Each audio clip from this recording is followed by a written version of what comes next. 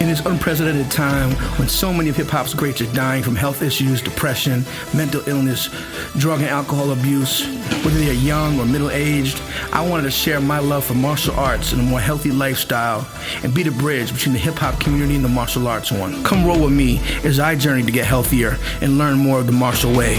This is Rolling with Ronin.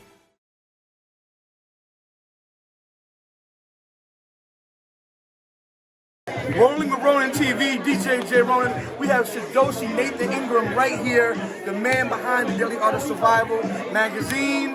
For those that are film buffs, you've seen the movie with Charlie Ahern back in the day. You know, I know you've been teaching martial arts. How long? 54 years. Actually, I've been teaching 50 years, but I've been in martial arts going on 55 years. Wow. And karate and kung fu, right? Karate and Kung Fu, absolutely. I taught Shotokan Karate originally. Have a Godan actually, in Shotokan Karate. I have a Sandan, third Dan in Goju Karate. I have a Black Sash in Northern Praying Mantis. I have rank. Back then they didn't use rank in White Crane, but White Crane, and I have an 8th Dan in Jiu-Jitsu. What style of jiu-jitsu? I did Japanese Jiu-Jitsu for a long time, under Taiwan delay. And tell us a little bit about your school and the magazine and everything you have going on. Actually, my school, I've been teaching down in the Chinatown area now since 1973. Actually, where this event is was my original dojo. 1973, I started teaching here, walked in here with 50 students. I wasn't supposed to be teaching, but I taught anyway, because I just got my black belt. And back then, you couldn't teach until you was a third dan. A lot of people don't know that. Americans don't know that. However, here I am. You know, my dojo, we just closed down about 9 months ago. We were the only African-American school in all of Chinatown, the history of Chinatown. And we closed down 9 months ago. And that's when I came up with the idea of the magazine. And here we are. And, you know, I keep in touch with Jacob. Shout out to McDojo Life. You know, I linked him up with McDojo Life in the house. They're doing big things. You know, but tell us a little bit about what made you want to do the magazine. I guess from my perspective, it was certain masters weren't getting that credit, and you want to give them their roses while they're here. Right. You know. Right. True. The reason why I started this magazine, I remember, you know, I don't drive, so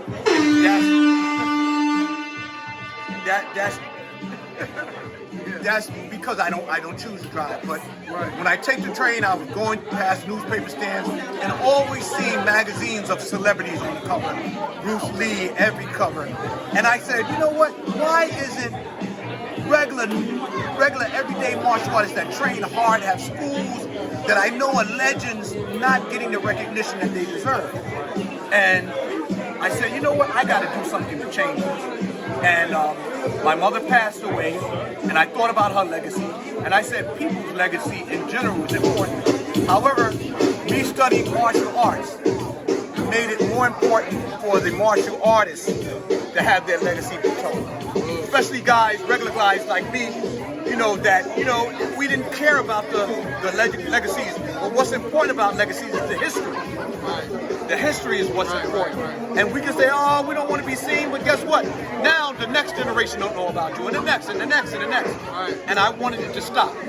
And I want to have a magazine to give just a regular, humble martial artists a platform to be able to show what they have done or speak about what they have done.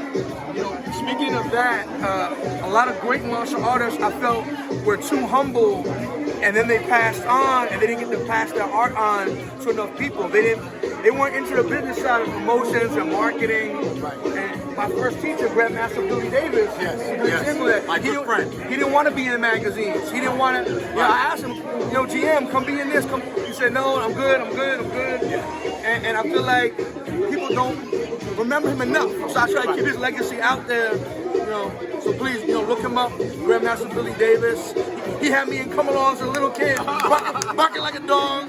You know, my first teacher was. But, you know, thank you so much. We appreciate what you bring into the culture. You know, our brand, Rolling with Ronin, is it's about bringing the martial arts. Again, I just want to remind you guys that we are sponsoring Angels. They're not training, they're drinking, they're doing drugs, they're dealing with depression and pills and that. And they're dying in their 30s and 40s and 50s, much too young. You know, so trying to bring all them to the dojo, come train. Look, you see how big I am? I'm over 300 pounds. I'm rolling, I'm lifting, I'm in the dojo every week. If I can do it, you can do it. That's right. That's right. And I'm an old man. Ronin, our viewers, who you are, what you represent, and what's the signature technique of yours? Well, actually, I'm Derrick Williams. I'm the second generation of the founder of Soke Haisan. I'm a direct student of Master Osamu Ozawa, and in terms of my jiu-jitsu background, I train under the Grandmaster Nathan Ingram, who's a direct student of Moses Power. So back in the day, back in the 60s and 70s, we would always go back out in the Atlantic Avenue and all that, you know. So Bill McLeod, all them cats I know. But I'm a 40 tournament. I'm 64 years old and still active, thank God. I'm getting ready to leave. 64 years young. Yes, sir. And getting ready to go to represent the United States and against Argentina. So I'm just staying ready so that way I don't have to get ready, you know? That's it. What was one of your signature techniques back in the day? Well, back in the day, and it still is now, I like the Ashibadai. Ashibadai, which means sweep kick. Because my thing is this, a house is never built from the chimney down. It's always built from the foundation up. So when you get in any type of fight, everybody always face hunting. Right. But if you go downstairs and break that foundation, that house is going to crumble. So that's how I think, you know. So and most of the time, I apply what you call the Japanese called Senno Sen, which means to seize the initiative early. Don't wait for the attack to come. When you sense it's coming, hit hard, hit first, and hit fast. That's my whole mentality about Hi. That's my whole mentality about in the street. I'm originally from the South Bronx. You know what I'm saying? Where hip hop. That was Brooklyn. Right. Where hip hop really started. You know what I'm saying? Besides all that, I'm a professional photographer. I teach at the university. So I've been doing film for over 50-something years. You know? So when I see I see a lot of digital, that's good. But I'm the type of brother that like to maintain a level of integrity in my work. Film, darkroom. Yes, but I still shoot digital. But sometimes the clients entail that. And if I'm working with a deadline, I got to meet that deadline. I shoot it in digital with a minimum of Photoshop, because I like to maintain the integrity of my images. You know, so that's how it is. You know, reality. I like reality. If it don't work, don't bring it my way. You know what I'm saying? But my mindset is nothing works if you don't work. So that's why you got to train, because when you train, it brings your mental in alignment with your spiritual and physical, you know, and it makes you more humble as opposed to arrogant. It says in the scripture, know thyself. So when you know who you are, you don't have to brag and boast. So the bottom line is this: whenever your work speaks for you, don't interrupt. That's my philosophy. So you're still kicking high. Oh yeah. I'm working. I gotta work, man. I like to kick on. I don't recommend it to everyone. Yeah. Okay. I like to kick on the trees because at the end of the day, when you hit flesh will melt like butter. Right. You understand? So when I go to sweeper guy, I need to know that my technique is going to work. So I'll hit a tree or I hit a pole. Iron Man conditioning. Right. You know what I'm saying? And see, most people look at me as being a Clark Kent type. Glasses, thin. But I say my philosophy is this. For me, allergies. I may look like a McDonald's French fry, but try to put some ketchup on it. You understand? Yeah. So that's it. And then as an instructor, always remember, whatever we don't inspect, the world won't respect. That's my philosophy. You know, so keep it tight. Stay ready so you don't have to get ready. You know, we all have our days, but don't make no excuses. You know, don't make no excuses. You know, take care of yourself, do what you're supposed to do, and at the end of the day, when you hit 64, 55, you're still active. You know, that's the main thing, you know, but you gotta believe in what you're doing. You know, you can't take shortcuts. Because if you take shortcuts, you get cut short. You feel me? But that's it, though. Yes, sir. Grandmaster Derrick Williams, give him a big hand.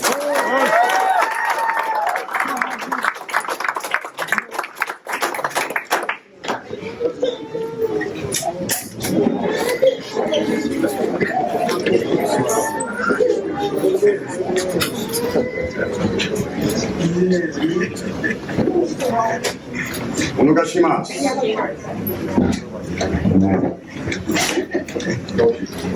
Onegashimasu. Thank you very much for the opportunity to perform. I'm indeed grateful to be performing and training and doing things for many, many years. I want all of us to understand that it's never, one thing I love about Shidoshi Soke Nathan Ingram, that it was never about a me thing. It was always about a we thing. And that's why when the brother called, we all come out. Now, a lot of these brothers and sisters are my elders. And a lot of y'all saw me grow up from day high. I'm just grateful to y'all that I'm able to be here and do it. Mike Robinson, I also want to salute you as well. But you also, a lot of people don't know that Mike Robinson, he translates books like, oh my goodness. And we need to study. So with that said, with this COVID, there's so many of us that checked out, that this environment, this arena, provides us with who's checking in. So what I call it is a spiritual attendance. There's so many, everybody in here lost somebody during this traumatic COVID. But most important thing is, I'm grateful to see all my brothers and sisters who are here, and I'm just going to do the best I can. Okay? As you all know, the kata that I do since the age of 17 is called unsu.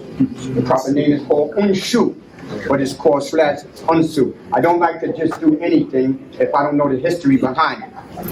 Okay, Master Funakoshi learned it from Araki Seisho. If I'm saying something wrong, you can correct me, but I know I'm not saying anything wrong. I'm saying it right because I do my research. Araki Seisho was the one who really brought this kata into existence, right, Mike? Mike is a historian, okay? So, and also I want to just remember my man, great master, great grandmaster, my beloved brother, Rico Guy as well. You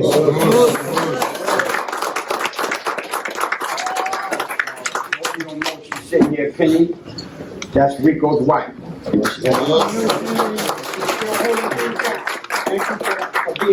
And of course, my senpai. I'm not gonna my senpai.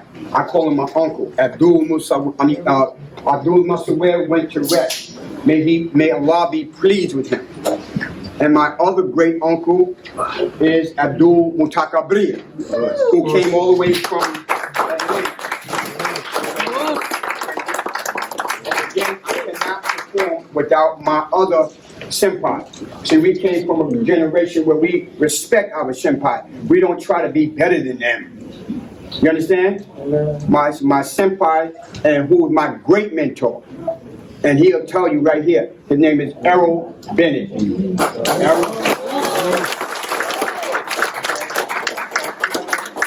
Shut up right now and do some kata, okay? Okay, thank you. Onishimasu. Unsu! What unsu means, it means cloud hand, or hands in the cloud.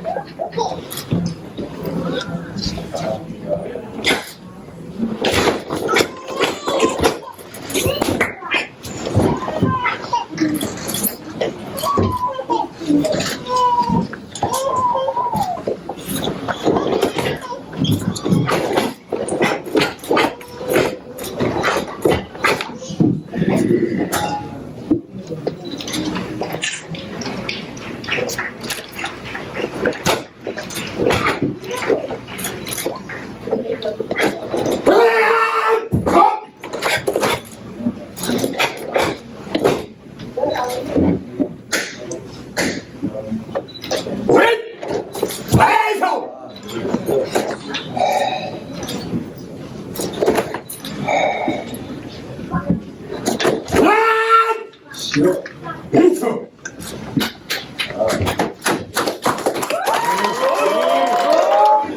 and gentlemen, Ronin the Ronin. We have one of my teachers, Sifu Albright here.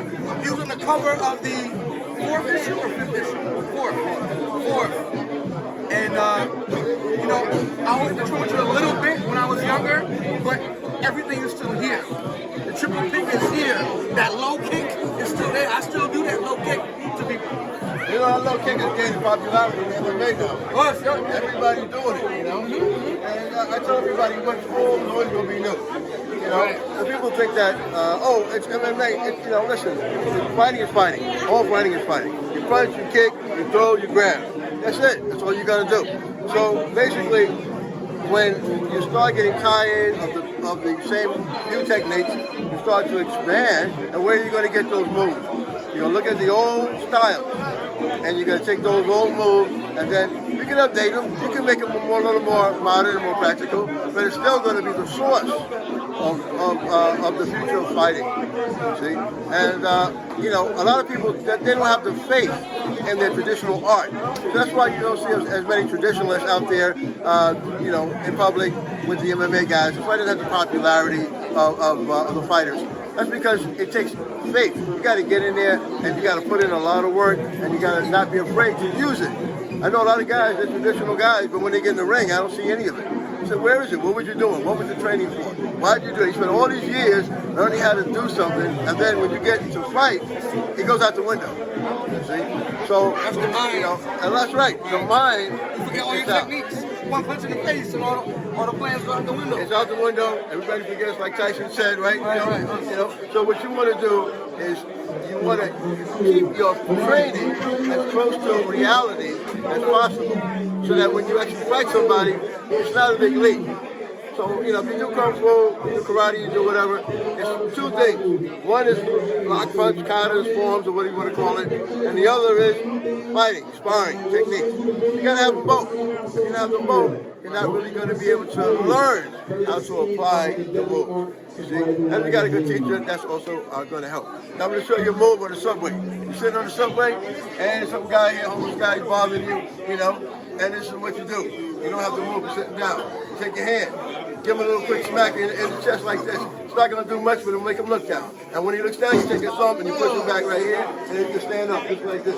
The back, take the back of your hand, smack him in his face, his nose will bleed, and you go back to business. It's just that simple, you know. You don't have to be drawn back, and you don't have to push. All right. If somebody's leaning and they're trying to go in and bother you or go in your pocket or whatever, and you can't, don't push him. You reach and grab his ear. You pull his ear down just like this. And when you grab his ear, pull it down. You take your hand, bam, right in the face here, right. You take your knuckles, goes in the back. See, you got to use the knuckle right in the back, and that knuckle will keep them in control.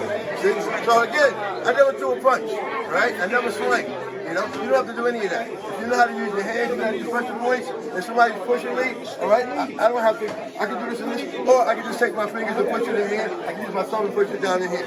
See, now I'm closing, I'm cutting off the energy, cutting off the power, and I'm controlling it. I can move around where I want to go. If I come here and I hit him right under the elbow, a little quick hit with this knuckle right here. Right here, that causes the funny bone to hurt, and that will cause the arm to be numb. And now you have one less arm to fight. You know, if somebody grabs you, don't spend a lot of time working about this, because when he's grabbing you, you're grabbing him.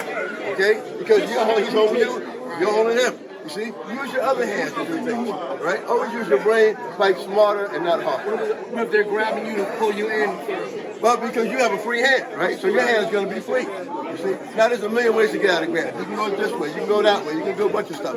But you know where this hand is at, all right? This hand is here. You stop this hand, if you slide down and hit him, you're just going to loosen this hand, and now you come back, and now you give him this big uppercut right here. Remember, a lot of people, when they fight, if they're not martial artists, they hit down, they fight down, they fight down. So you want to fight up. So when he's fighting down, he's getting down, you want to fight up, you want to fight up, you know? All those things, those are just simple tips, and they'll go a long way in a street fight or a self-defense situation. Thank you very much, Sifu. Sifu, let's see if I still remember my triple pick. Yeah. Yeah, that's it. Keep going.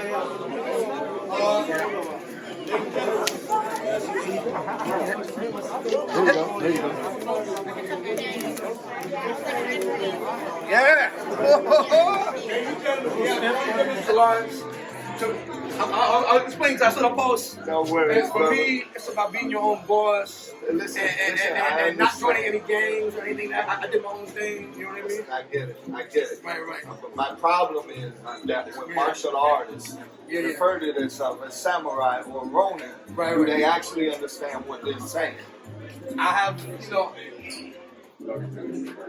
I studied Musashi. I read the whole Lone Wolf and Cub, but understanding Ronin Kenshin. I grew up watching Yojimbo. Yes, sir. So all that stuff, the Hagakura. I grew up reading all that stuff. So people are like, oh, you're not joining Bloods or Crips over here. You're not joining this game. They're trying to do this and that. And I said, nah. I'm doing my own thing. And I was in the martial arts. Like, oh, what, you a Ronin? You a Ronin warrior? And that became my nickname. That's how, It's all good. But I have teachers. It's not like I don't, look up to the elders of martial arts and learn. And I got it. You don't need to. I know. But anyway, Rolling with Ronin TV. We have Grandmaster Thomas Gatling here. I said it correctly, right? Yes, sir. Yes, sir. And you originally from Long Island? I am originally from Southampton, Long Island, all the way out east. Right. And you've been teaching and training a long time. Since 1964. I'm in year number 58 of training, year 1974 to whatever it is now, 2022 of teaching. So it's been a while. I've seen you skinny with long hair and the Hakama pants and back then. This is a big transition, as a young man. I fashioned myself after some of my idols, and now with a couple of years behind me, a little seasoning, things change up a little bit, but I still remain true to the art. Can you tell the viewers a little bit about some of your backgrounds, some of the amazing grandmasters and Soke you trained with? Well, I'm very fortunate. I was trained by Grandmaster Robert Saunders, a tunnel rat from Vietnam. Real serious, if you understand what a tunnel rat does. So when he came back, he didn't teach martial arts the same way he did when he had left, because he had to do everything up close and personal for real. So martial arts had to change a great deal. I was blessed by Sidney Felsen, who was able to bring me to Sifu Jason Lau, one of the most foremost Wing Chun instructors in the world. Shidoshi Ron Van Cleef, Black Dragon. Yeah. And then I wound up in AFMA, an organization where I was introduced to O-Sensei Ronald Duncan, the father of American Jiu-Jitsu, also Soge Joe Miller, one of the only black men to own, operate, and teach in Japan. So you had to know how serious of a man he is. If you understand anything about the Japanese culture, a black man isn't supposed to be successful there teaching martial arts. Especially back then. I don't know about now, but listen, brother. Even now, it still ain't no easy. It still ain't no easy go.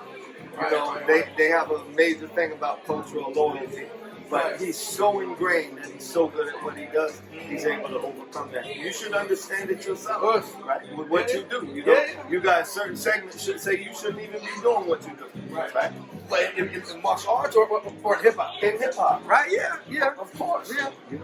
Me growing up, I got from both sides. I had rich white kids calling me a sellout, and this and that. But I'm from Hood. I'm from Flatbush, Brooklyn. I grew up around hip hop, dance hall. Listen, brother, you are a product of your environment. You are who you are because of the experiences of your life. Anything other than that is, not real. Is fake. And it's easily seen. Vanilla Ice. Come on, stop it. That's not who you are, but you're immediately going to be exposed. If you're legitimate, your time, your dedication is going to come through no matter who you are. Just keep it real, and real will happen for you. Can you tell us a little bit about your organization? My organization is World Warrior Alliance. It's really about unity. High tide raises all boats. is no big I, little you. It's only about educating everybody, right? So everybody in martial arts comes in, whether you're a white belt or a black belt, you're treated exactly the same. You know, you go to a lot of martial art events, they put these black belts up on a panel over here, and then everybody else sit back there. That's not what I do. Grandmaster sits at the table with the white belts. Why? Because if you can't understand the way of the master, how you going to become a master? And you're only going to do that through real interaction. You got to talk to them. Because we believe martial arts is physical. It's not. It's spiritual, mental, then physical. The spirit controls the mind controls the body. Without the spirit, you ain't doing nothing. One thing I love about your Facebook page, you drop a lot of jewels, and that's why I'm happy that I'm always hitting likes and everything. And I feel like in martial arts and in music as well, there's too much ego. And you have people hating and backbiting, and it's sad to see. And for me, ego means easing God out. To make you believe that you're something that you truly aren't. Wow. So no, God's the head of my life. I'm a servant to God. So as such, I have to love my brother as I'm instructed to do so. So if I rise, they got to rise with me. So it don't never be about us, it be about all of us. Y'all see this? This is beautiful. All right. Thank you so much. God bless you. Do the right thing, and the right thing happens for you. Peace. Thank you. Rolling with Ronin TV. We have Professor Walter Evans here. How you doing, brother? It's good to finally meet you in person. We're here at the Deadly Art of Survival convention. You've been featured in the magazine. Yes, sir. It's good to finally meet you in person, Professor. Tell the audience a little bit about yourself. Your history in the family. Well, I've been in the martial arts over 55 years. Trained with Soke Little John Davis and Professor V. Little John Davis, my primary instructor, and a tournament fighter. So Little John was a tournament fighter. His background was tournaments. Although he did excellent kata and won in a lot of kata divisions, also weapons. People don't know that. They think he also was good in all the martial arts. And I came up, man, trying to be like him. Followed a lot of legends like Earl Bennett. He's here today. Derrick Williams is here. And they just come to show support for the Deadly Art of Survival magazine here today, which I'm in the first edition. Real proud of that. Hopefully not the last, you know. So it's good to be here with brother J-Ronin. Yes, sir. Yes, Ronin sir. TV. Thank you. Yes, sir. If you had one signature technique, what would that technique be? I don't have a signature technique, my brother. I don't have a signature, but they're small. They try to grab me a lot. They grab me. If you look down to there, they bang. Here, lock them in. Bring them back up. I'll give you that. How's that? That's fine. Yeah, first of all, I can't do nothing without living a state of gratitude. So please, give it up for Grandmaster.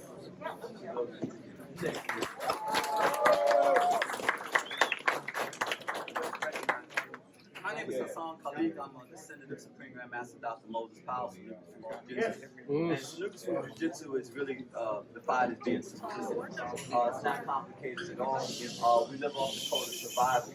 So our martial art is really just based on a couple of things. We're going to go over it when we do a seminar in the room, but we're going to do a little touch and go here so to show you what we're about. Again, there's so much of a connection here. My brother, Sijo Mutakabbir is here with me. I grew up in the martial art with him. And so many people, just like what we were talking about when Master Derrick was talking, he was saying how much we connected. So we can be here all day talking about the connection, but we'd rather you feel the connection. So a lot of times what we do is 2, 3, 4, 5, 6, 7. And what I'm doing here is when I'm striking up so I get a cut and a movement. And that's important, that we move with the movement, Dr. So again, if he's moving here, I'm moving here, this is not down. And work, sir, work. So that double striking thing, we don't do a lot. If a person is grabbing me, what I do is I cut back, touch back. That's important. And with that touch back, I can make a follow. So again, I'm not really doing a lot here, but I'm just doing making sure that when he moves, I move with him. Come on, guys.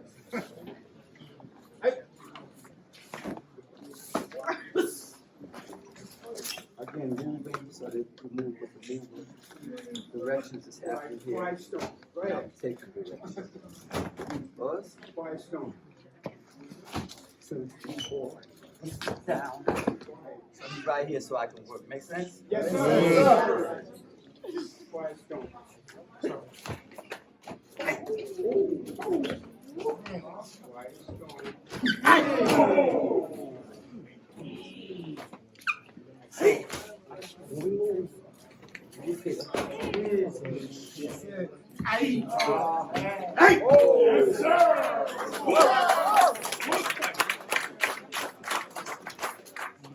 This is important. Step here. Move here.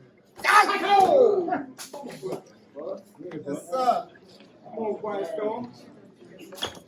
3, 4. Buzz.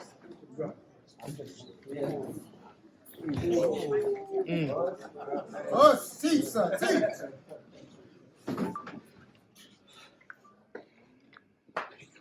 So we're gonna go over this way and back here. But a touch to a touch to a touch. Buzz. When I do this, I have control. He's up here. Again. Here. I make him attack.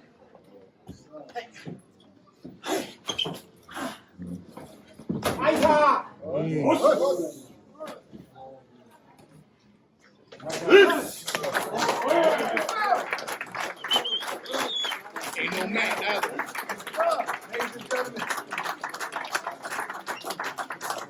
Grandmaster's giving a seminar in the back.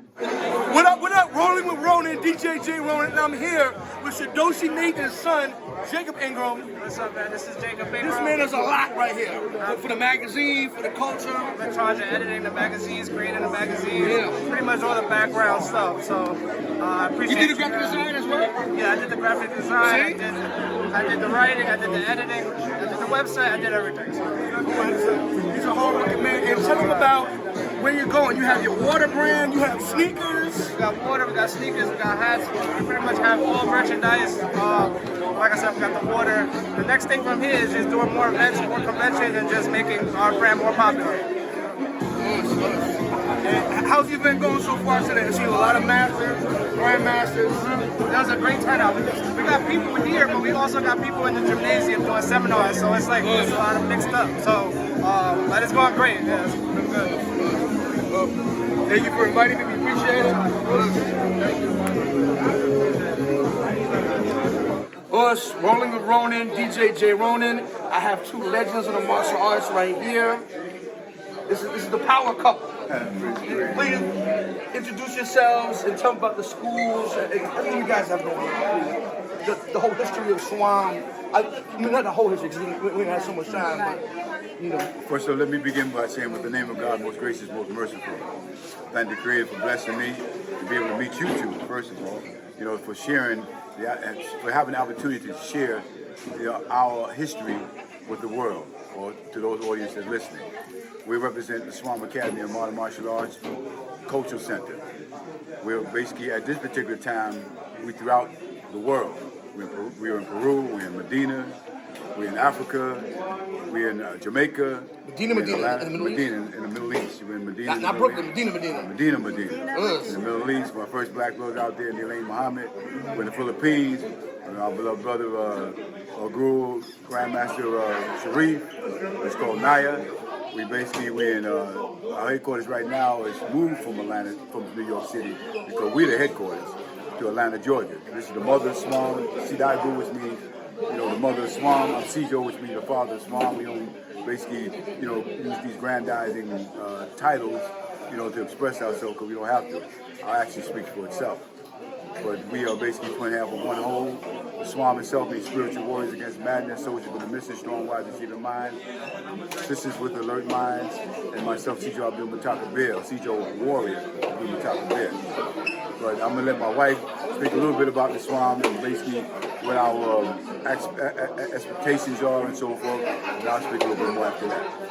So we've been actually married for 42 years. And my training is 43 years of training. And within the system, I created my female version of the system, where what I do is I use what I feel is the most applicable for women. Women don't get into fights after high school. We mostly get attacked, so I'm preparing them for that. And most of all, I'm preparing them to avoid putting themselves in situations or avoid being put in situations by using what I call their spider senses, which is that intuition. I teach them to use anything as a weapon, from a hairbrush to a pen to their clothes to their nose, their eyes, their hair, their beard, and of course their groin. All right. We learn vulnerable areas.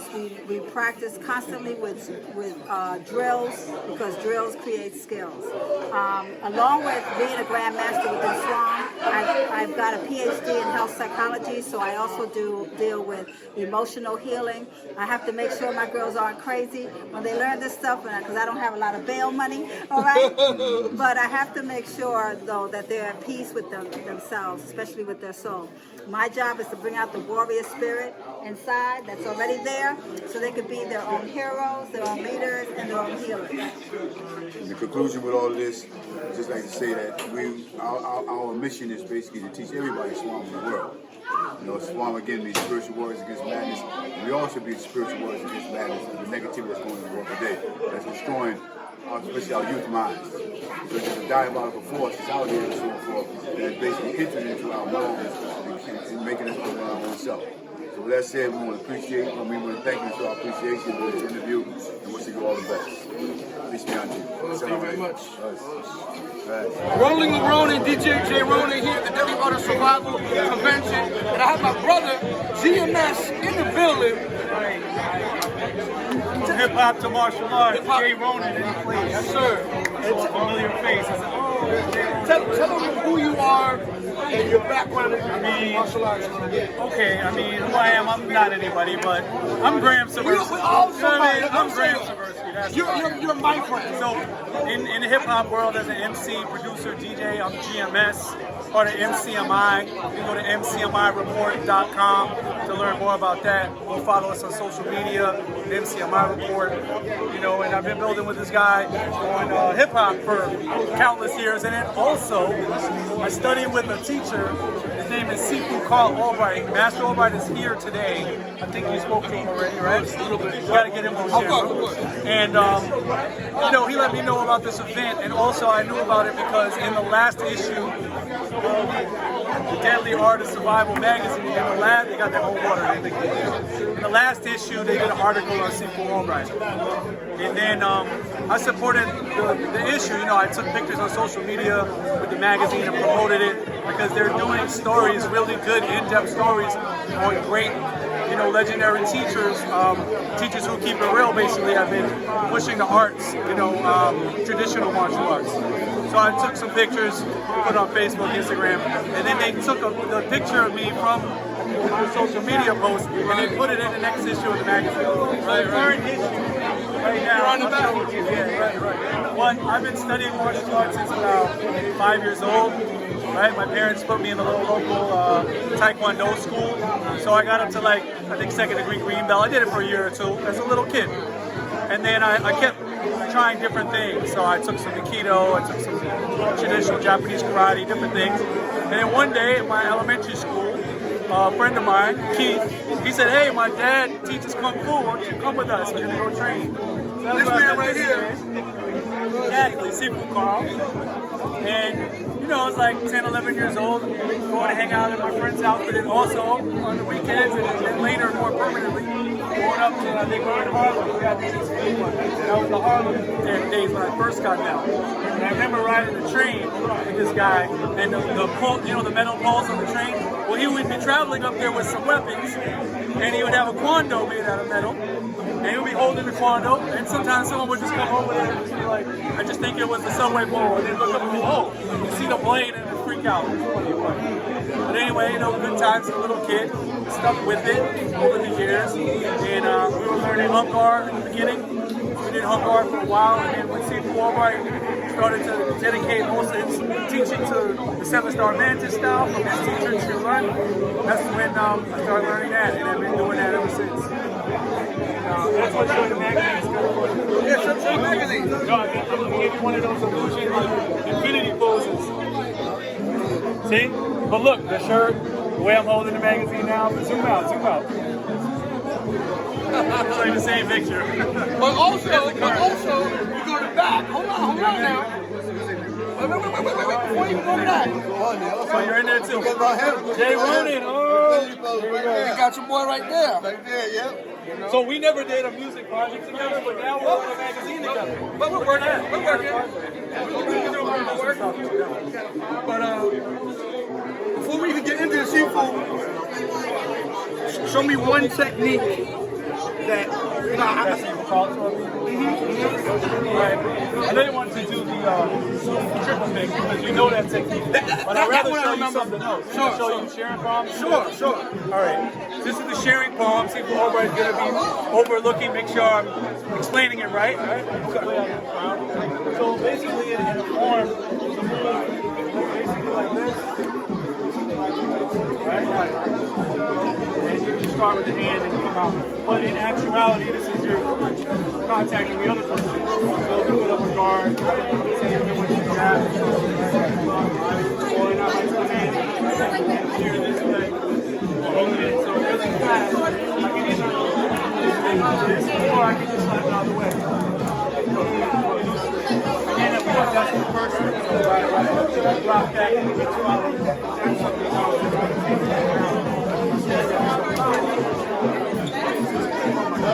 Something like that. That's the sharing palm technique. 7-star Mantis. Follow up. Let me get the name one more time. Oh, I'm GMS, aka Grandmaster Derrick. And what was the technique? That was called sharing palm. Yeah, man. So you just heard from the master himself, Sifu Carl. That was dope. You brought up about certain basics that you just always kept, even though you trained with him a long time ago. Right. You kept the triple pick and you kept that that leg check. And Sifu Albright was talking about, and you were talking about how they use it in MMA now. At first they weren't. Yeah. And the reason why people use these things and incorporate things from traditional martial arts is because they really work. Right. So that simple, either from the reverse leg check or right in the front, it actually works. I go to the park, I spar with people who are kickboxers, Thai boxers, right? Taekwondo people, right? And they will bully you with their kicking. Right. It's like you want to get in there and do all this stuff, and they're like, nah, I've only got the long range of keeping you afraid with the kicks. So when I spar with them, a lot of times, I'll just start applying that check. Every time they go to kick, I stop it. And they get very frustrated. And they ask me later, they go, oh man, after we spar, they say, hey, that was good. What was that thing you were doing, that leg kick? And I'm like, I just put my foot out, stopping your kick, but they didn't learn that in their system. So when they read it, they're like, hey, how is he stopping me from getting my kick? Now a really good kicker could get over that, but they never had to encounter that. But you know what I also like to do as a counter? Besides that low kick, I like to block with my knee. So as it's coming, I block, I do a knee block. Right. And a lot of times their foot is not conditioned enough to handle that knee block. And that's also in the man's stuff. Right. We do it even advancing in. Coming into someone, and then they might kick as you're advancing. So we advance the knee. Or if they're coming at us, they can raise the knee for the block as well. You can raise with the knee, get them out of the way with the knee, and then come in with So bringing it back to Sifu Carl, what I love about his teaching, not just the style, but his teaching of the style, and he tells us that he gets that from his master, Chulun. Chulun would spar with the students, and he would demonstrate, and they would do actual sparring in class. He actually shows us like, okay, this is it in the form, but now we're going to put it on the floor. And then we have to mix it up, and we might choose several techniques, like you can only do these 4 things and work on them until you can get them to work. Or just use this one thing, and then it's like, okay, now do whatever you want, but you just use applications from this form. Like use what's in Bung Bo, use what's in 18 Elders in the sparring, so that you can train on that. And he told us that when he was first starting to spar as a younger guy, he would say, he was learning, for instance, he learned Wing Chun. So he said, in this sparring competition, I'm only going to use Wing Chun, even though he knew Hung Gar and so he just used that, trying to use all those techniques. Another time, he would only use Hung Gar, or only use Mantis, because you have to try to make those moves from the old system, from a traditional system, work in modern times. with an uncooperative opponent, right? So you have to try these things out. And when you're saying you have to be fearless, it means like you gotta put yourself out there. You might not do it good the first time. You might get punched in the face.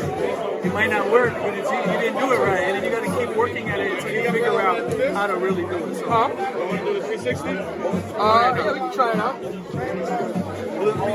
How it work? So in that, I have to give a lot of respect and praise to Sifu Albright, who's been my teacher for a long time. And some of you might know or not know that I'm a teacher, not a martial arts teacher. I teach music and technology. And I put out a song a month ago called Teacher. It's dedicated to all teachers. It can be dedicated to all the masters. Which I played on the radio show, All Elements Mix Show. No doubt, All Elements. So if you haven't heard it yet, go check it out. It's on YouTube, all platforms, Spotify, Apple, Amazon, Tidal. Go watch the video. We shot a nice video. It's called Teacher. You can search GMS Teacher and it'll pop up on YouTube. And thanks for rocking the song. And thanks for having me on your roll. And yeah, we're gonna do some more martial arts and some more hip hop. I'm gonna come to the park and train with you. Definitely. Rolling with Ronin. We have John Phoenix, aka Jonathan Phoenix LeGrand here. He's featured in Daily Art of Survival magazine. Tell us a little bit about yourself. You know, here at Rolling with Ronin, we bring hip hop community and the martial arts community together. We're trying to get more brothers to train. You know, I'm going to too many funerals of MCs and promoters and DJs who I grew up with.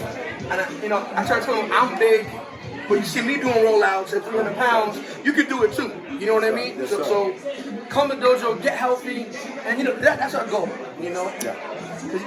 Because you're in the culture as well. It's crazy. Well, I like to promote health primarily through fitness, physical fitness, healthy eating. And when I say healthy eating, I don't mean just like eating carrots and lettuce. You got to know when to eat it and the right times to eat it. You know not to eat heavy, starchy food late in the nighttime. Do that early in the day where the body needs the carbs, and later on sort of like thin it out. You know what I mean? And basically what I've done, I was... Okay, Grandmaster's taking photos. Okay, you just messed up already. I'm so sorry. These people out there, don't kill me. Okay. So give me 1 second, I'll be out. Okay.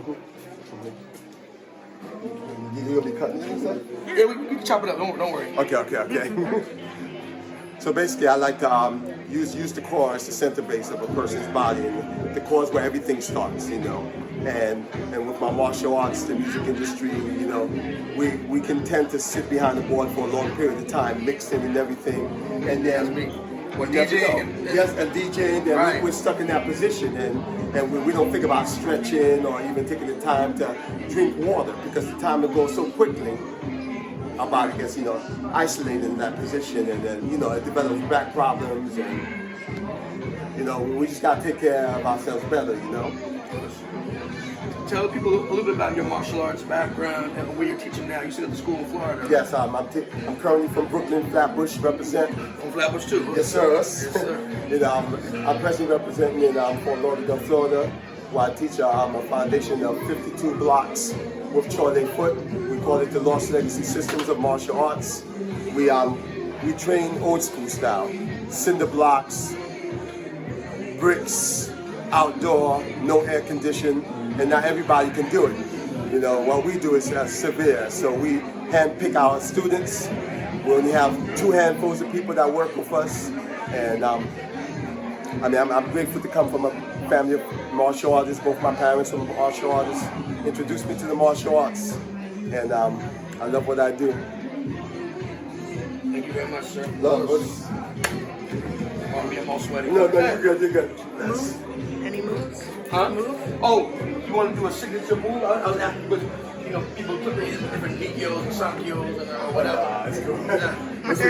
I don't know.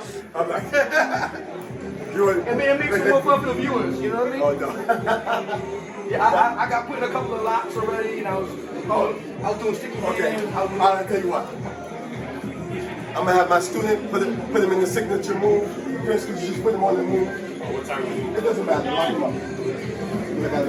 Just let us know which this one is my you're student doing. Ninja Chris Campbell, up-and-coming MMA fighter, karate combat fighter. You do a cross and grab or square? What have you not been in so far? I didn't do a same hand grab. Okay, same hand grab. So similar what I saw today. So I'm coming here. I'm here and my chest, right? I keep this arm close to the body. My chest is going to come into the arm, and that's what pushes down the ground, right? So if I pull a little harder, I'll end up breaking. Right. Right. Also turn to the foot. Yep.